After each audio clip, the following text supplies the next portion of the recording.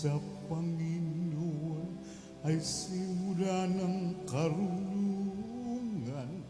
Ang kaniyang kapurihay manatili magpakailanman.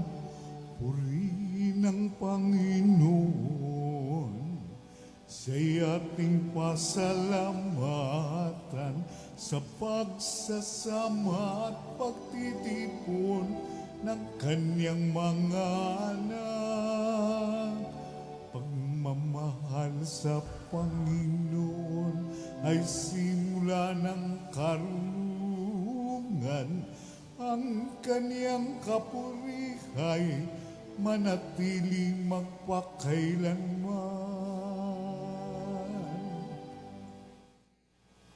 Sa ngalan ng Ama at ng Anak at ng Espiritu Santo.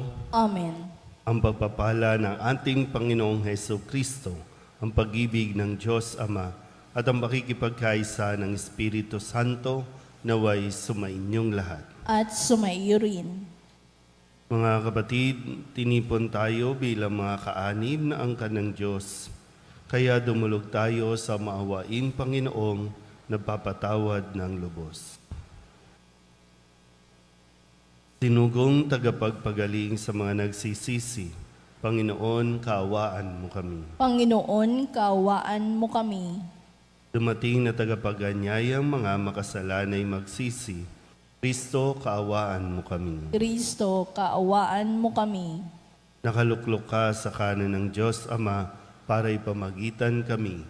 Panginoon, kaawaan mo kami. Panginoon, kaawaan mo kami. Kaawaan tayo ng makapangyarihang Diyos, patawarin tayo sa ating mga kasalanan at patnubayan tayo sa buhay na walang hanggan. Amen. Manalangin tayo. Ama naming makapangyarihan, kami naway magkaroon ng pitagan at pagmamahal para aming magawang sambahin ang ngalan mo. Sapagkat sa mga pinatatatag sa iyong pag-ibig, ikaw ay walang pinababayaang masadlak sa ligalig. Iniluluhog namin ito sa pamagitan ni Hesus Kristo, kasama ng Espiritu Santo, magpasawalang hanggan. Amen. Umupo ang lahat. Pagbasa mula sa ikalawang aklat ng mga hari. Si Joaquin ay 18 taon nang maghari sa Jerusalem at ito'y tumagal ng 3 buwan. Ang kanyang ina ay si Nahustan na anak ni Elnatan ng Jerusalem. Si Joaquin ay hindi naging kalugod-lugod sa Panginoon pagkat tinularan niya ang kasamaan ng kanyang ama. Nang panahong yaon, ang Jerusalem ay kinubkob ng mga kawal ni Haring Nabucodonosor. Samantalang ang mga kawal ng Babylonia ay nakapaligid sa lungsod, dumating ang Haring Nabucodonosor. Nang magkagayon, sumuko sa kanya si Haring Joaquin, pati ang ina nito, mga katulong, mga pinuno, at lahat ng tauhan ng palasyo. Binihag sila ni Nabucodonosor noong 8 taon ng kanyang paghahari. Sinamsampan niyang lahat ang kayamanan sa palasyo at sa templo. At tulad ng ipinagpauna ng Panginoon, ipinasira niya ang mga kagamitang ginto na ipinagawa ni Solomon sa templo. Tinangay niya ang lahat ng taga-Jerusalem, ang mga pinuno, mga kawal, mga dalubhasa, at mga panday. Lahat-lahat ay umabot sa 10,000. Wala silang itinira, liban sa pinakamahihirap. Tinangay nga niya sa Babylonia si Joaquin, ang ina nito, mga asawa, mga pinuno, at lahat ng pangunahing mamamayan sa Jerusalem. Tinangay rin niya ang may 7,000 kawal at ang 1,000 dalubhasa at mga panday na pawang matitipuno at angkop maging mandirigma. Si Natanias ang ipinalit ni Nabucodonosor kay Joaquin bilang hari ng Huda at pinalitan niya ng Sedekias ang pangalan nito. Ang salita ng Diyos. Salamat sa Diyos. Ang tugon po sa bawat sakno ng salmo. Dahil sa ngalan mo, poon, iligtas mo kami ngayon. Ulitin po natin. Dahil sa ngalan mo, poon, iligtas mo kami ngayon. Panginoong Diyos, pinasok ng hentil ang lupang pangako. Hayot iyong masdan. Winasak ang lungsod, ang banal mong templo ay nilapastangan. Ang mga katawan ng mga lingkod mo'y ginawang pagkain niyong mga ibon. Ang kanilang laman sa mga halimaw ay ipinalamon. Dahil sa ngalan mo, poon, iligtas mo kami ngayon. Dugo ng bayan mo'y ibinubo nila sa buong paligid nitong Jerusalem. Animo ay tubig, sa dami ng patay ay walang naglilibing. Ang kalapit bansang dooy nakasaksi, hindi mapigilan yaong pagtawa, lalo't sa palibot ay humahalakhak sa gayong nakita.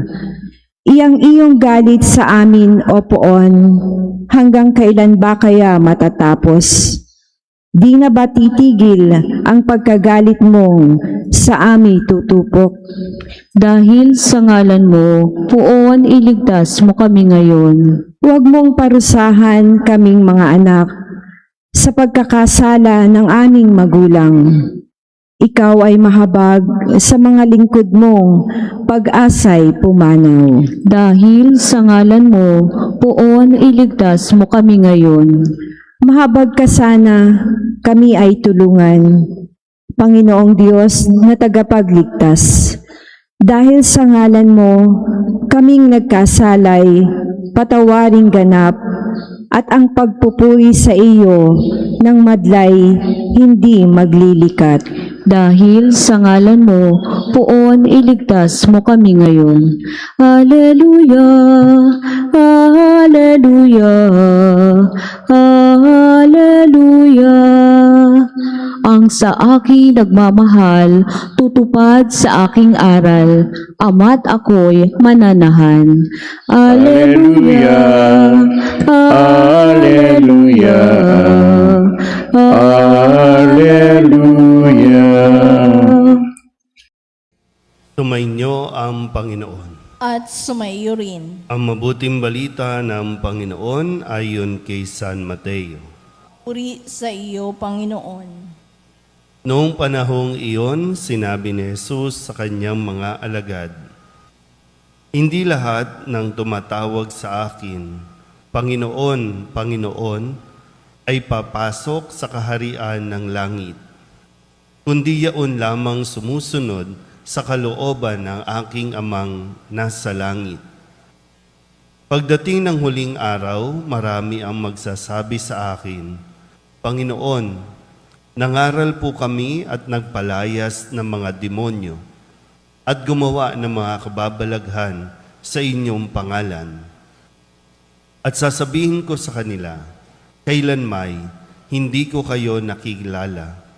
Lumayo kayo sa akin, mga mapaggawa ng masama.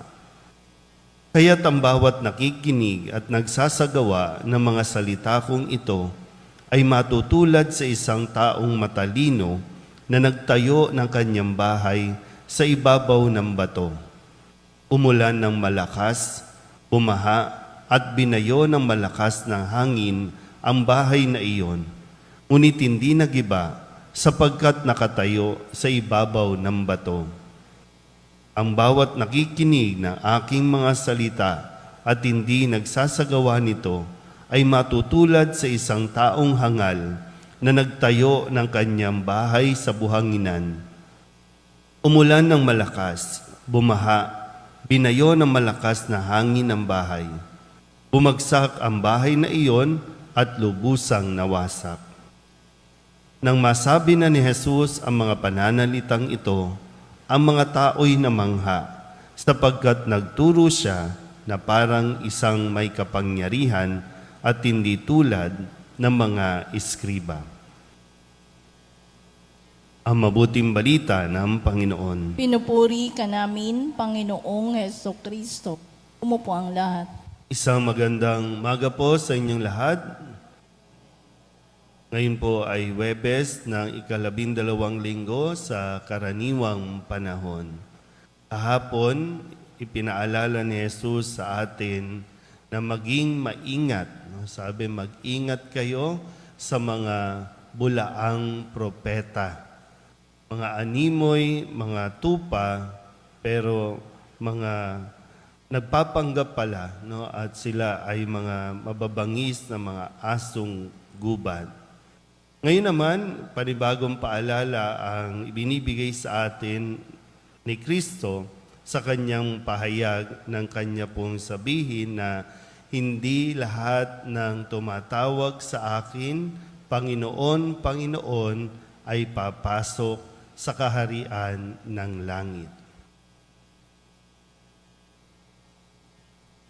Ito bang bagay na ito ay atin pong naiisip ngayon na makakapasok ba tayo sa langit sa mga ginagawa nating ito?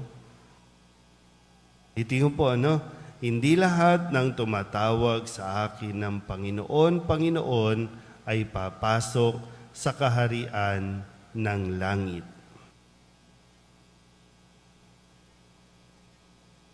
Hindi lahat ng nagpupunta ng simbahan ay matik na sa langit. Hindi lahat na miyembro ng organisasyon ng simbahan papasok ng langit.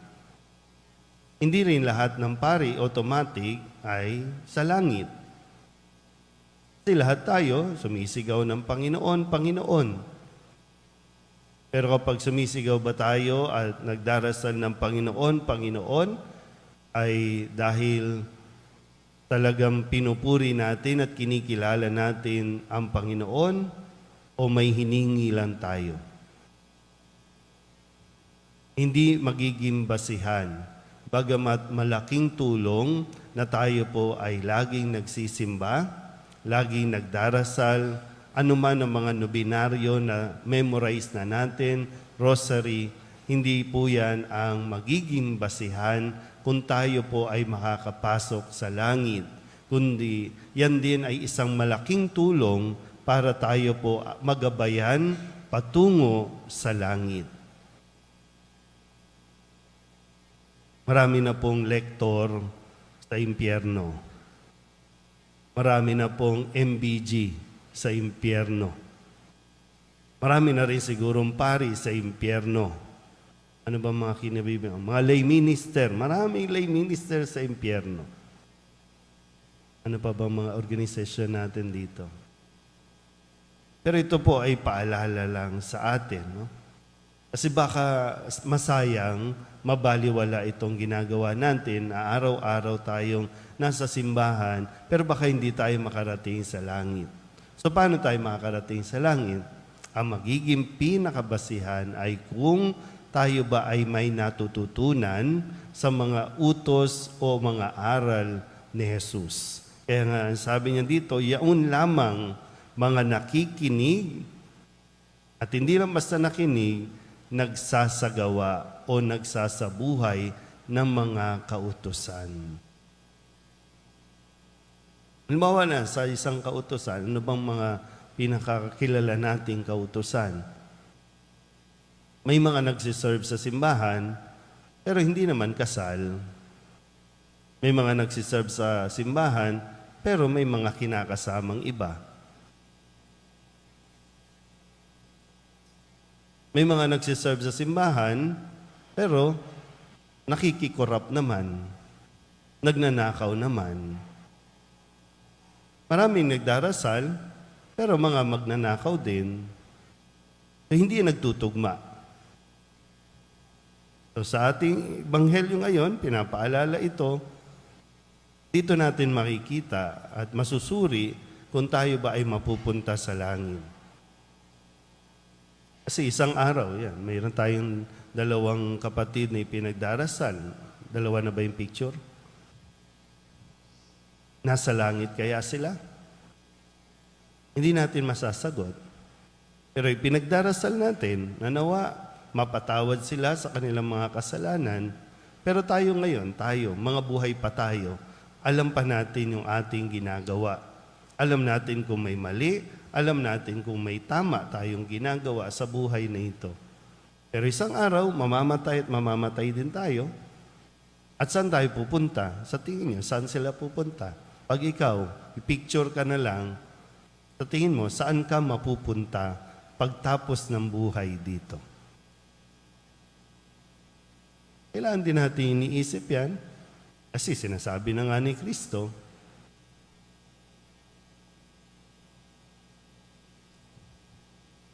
itingo po, no? Sabi ni Kristo, hindi lahat ng tumatawag ng Panginoon ay makakapasok sa kaharian ng langit. Wala ito sa number.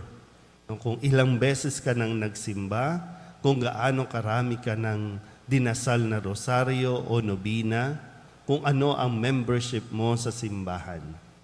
Kundi ang kailangan natin masuri, pinakikinggan ba natin at isinasabuhay ba natin ang mga kautusan. Amen?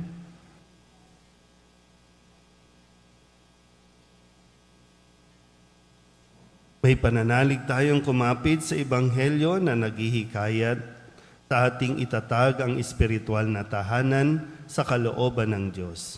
Manalangin tayo ngayon sa Ama. Ang ating itutugon, Ama, patatagin mo kami sa iyong salita. Ama, patatagin mo kami sa iyong salita.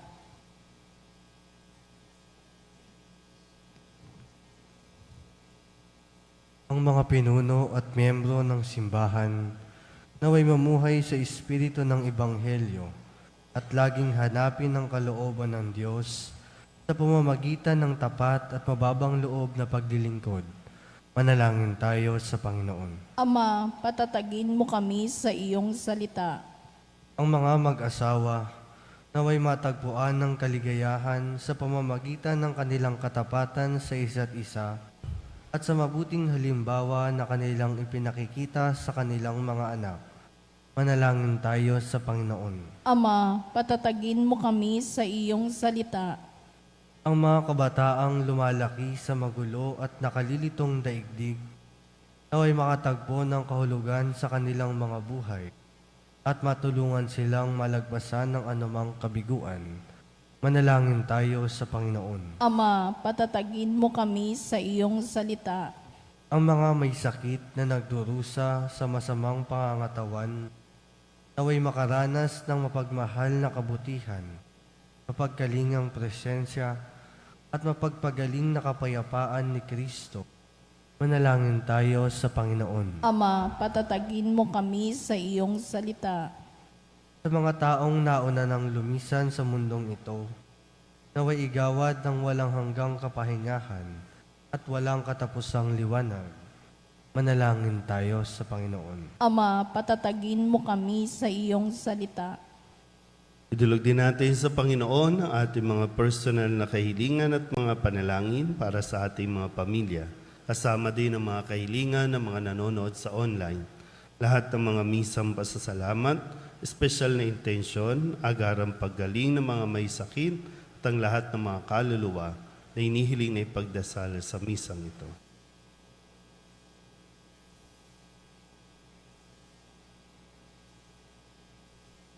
Ang lahat ng ito inihiling namin sa ngalan ni Kristong aming Panginoon. Amen. Umupo ang lahat.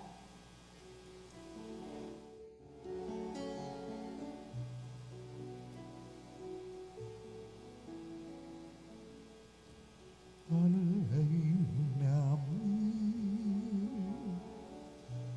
aming buhay, bawat galak at lumbay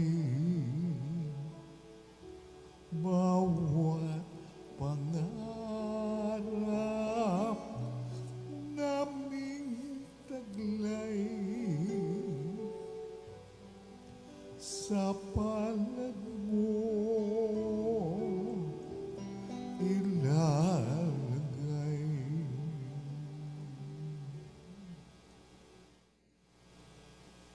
Manalangin kayo mga kapatid upang paghahain natin ang kalugdan ng Diyos sa mga makapangyarihan. Tanggapin nawa ng Panginoon itong paghahain sa iyong mga kamay, sa kapurihan niya at karangalan sa ating kapakinabangan at sa buong sambayanan niyang banal. Ama naming lumikha, tanggapin mo ang aming paghahain ng papuri sa iyong kabutihan sa amin. Sa dulot nawa nitong kadalisayan, kami naway makapag-alay ng iyong kinalulugdan sa pamamagitan ni Jesucristo, kasama ng Espiritu Santo, magpasawalang hanggan.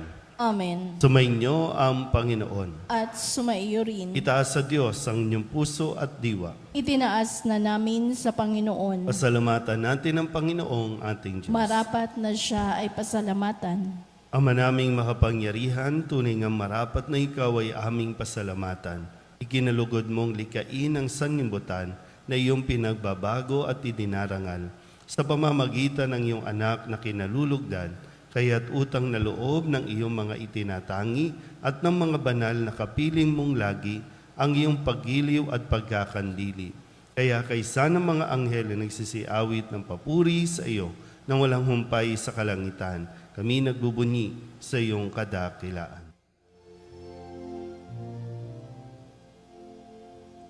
Santo, Santo, Santo, Panginoong Diyos na makapangyarihan, napupuno ang langit at lupa ng kaluwalhatian mo.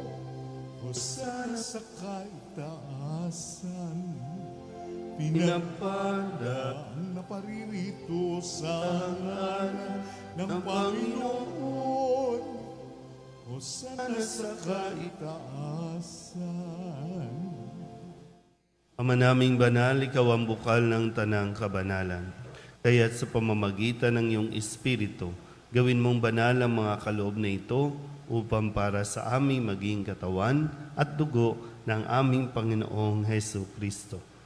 Bago niya pinagtiis ang kusang loob na maging handog, hinawakan niya ang tinapay, hinasalamatan kaniya, pinaghati-hati niya iyon, iniabot sa kanyang mga alagad at sinabi, tanggapin ninyong lahat ito at kanin, ito ang aking katawan na ihahandog para sa inyo.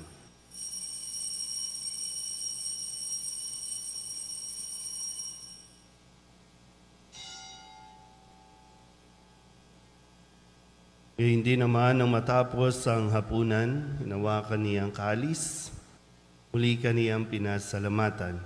Iniabot niya ang kalis sa kanyang mga alagad at sinabi, tanggapin ninyong lahat ito at inumin. Ito ang kalis ng aking dugo, ng bago at walang hanggang tipan. Ang aking dugo na ibubuhos para sa inyo at para sa lahat sa pagpapatawad ng mga kasalanan. Gawin ninyo ito sa pag-alaala sa akin.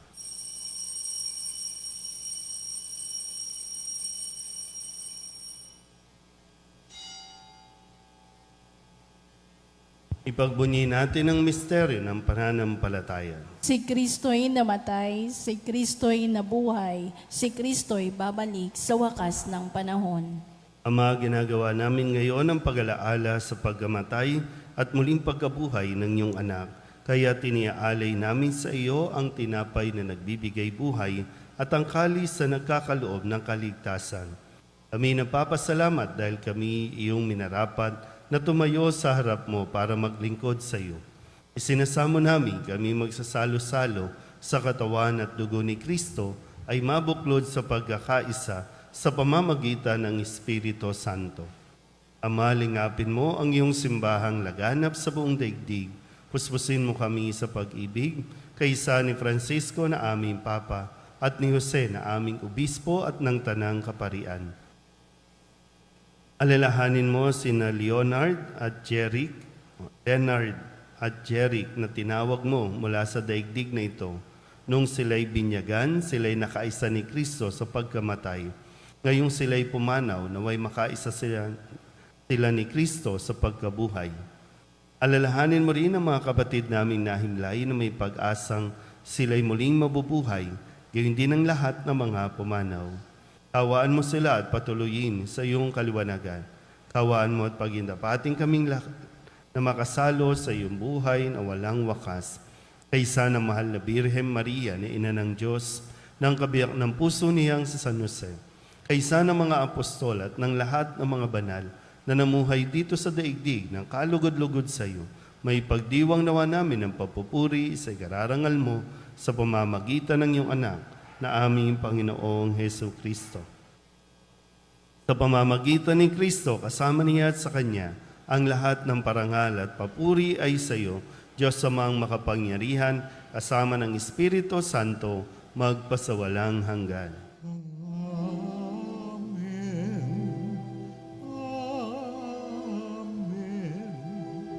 Amen.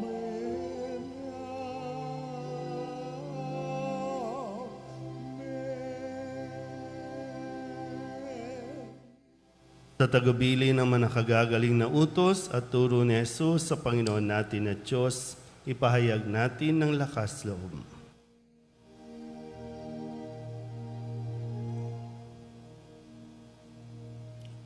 Ama namin, sumasalangit ka, sambahin ang ngalan mo. Mapasa amin ang kaharian mo, sundin ang loob mo, dito sa lupa para nang sa langit. Bigyan mo kami ngayon ng aming kakanin sa araw-araw at patawarin mo kami sa aming mga sala para ng pagpapatawad namin sa nakakasala sa amin. At huwag mo kaming ipahintulot sa tukso at iadya mo kami sa lahat ng masama.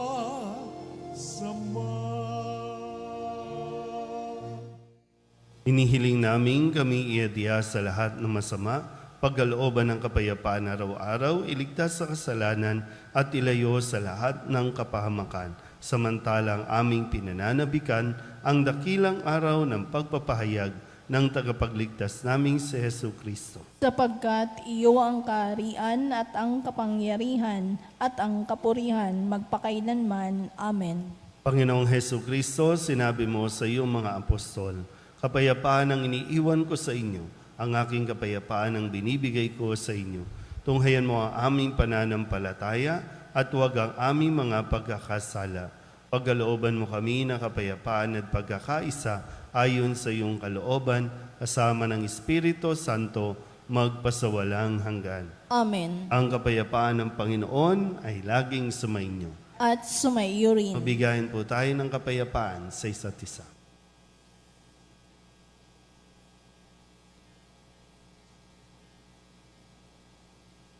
Kordero ng Diyos na nag-aalis ng mga kasalanan ng sanlibutan, maawa ka sa amin. Kordero ng Diyos na nag-aalis ng mga kasalanan ng sanlibutan, maawa ka sa amin. Kordero ng Diyos na nag-aalis ng mga kasalanan ng sanlibutan, ipagkaloob mo sa amin ang kapayapaan.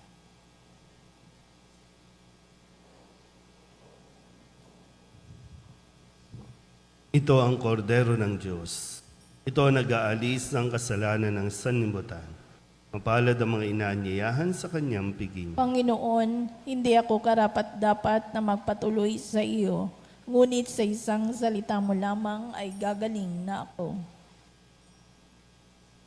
Katawan ni Kristo. Amen.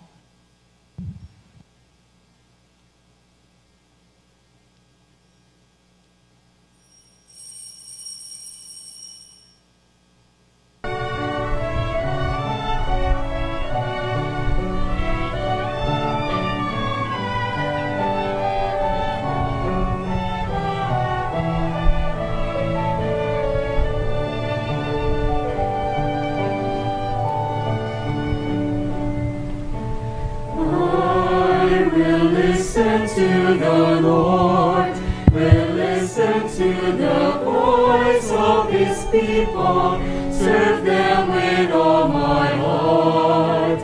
I will listen to His words and call upon the Lord for His people to live in faith and truth and in love.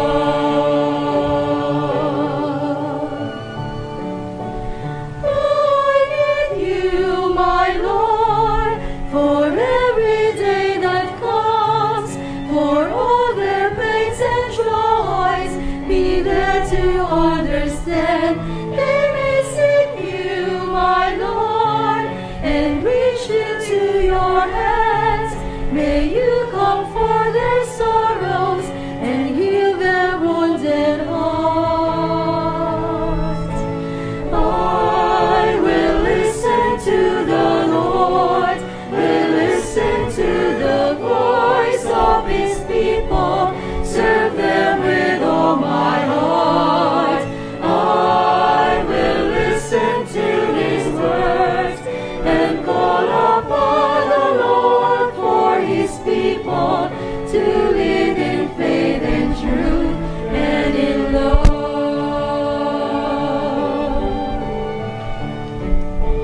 I will you, my Lord, show them your truth and love. When darkness overtakes them, your light shines from above. I will be there, my Lord, to lead at your command.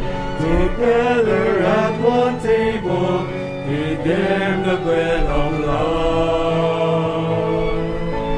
I will listen to the Lord, will listen to the voice of His people, serve them with all my heart. I will listen to His words and call upon the Lord for His people to live in faith and truth and in love.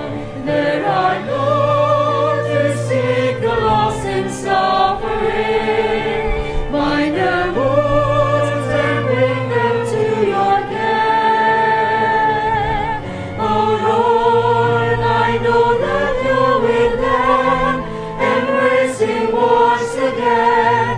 Your love is all I bear.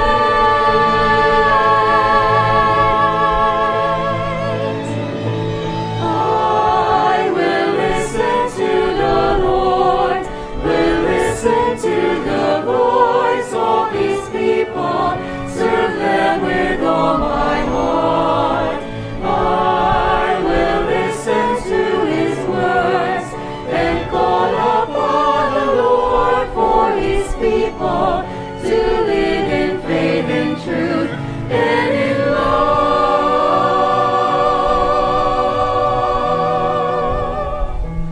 I will listen to the Lord and call upon the Lord for His people to live in faith and truth and in love.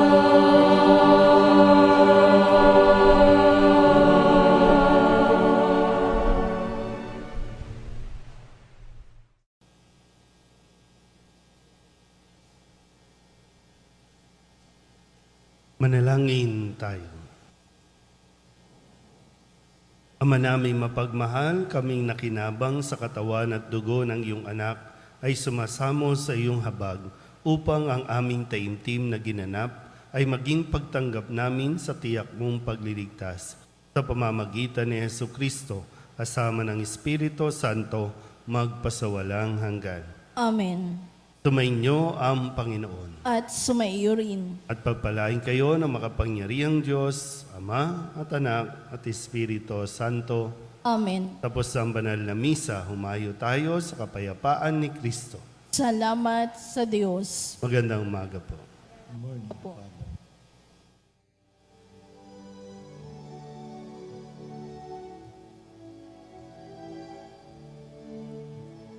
Walang sinuman ang nabubuhay para sa sarili lamang. Walang sinuman ang namamatay para sa sarili lamang. Tayong lahat ay may pananagutan sa isa't isa. Tayong lahat ay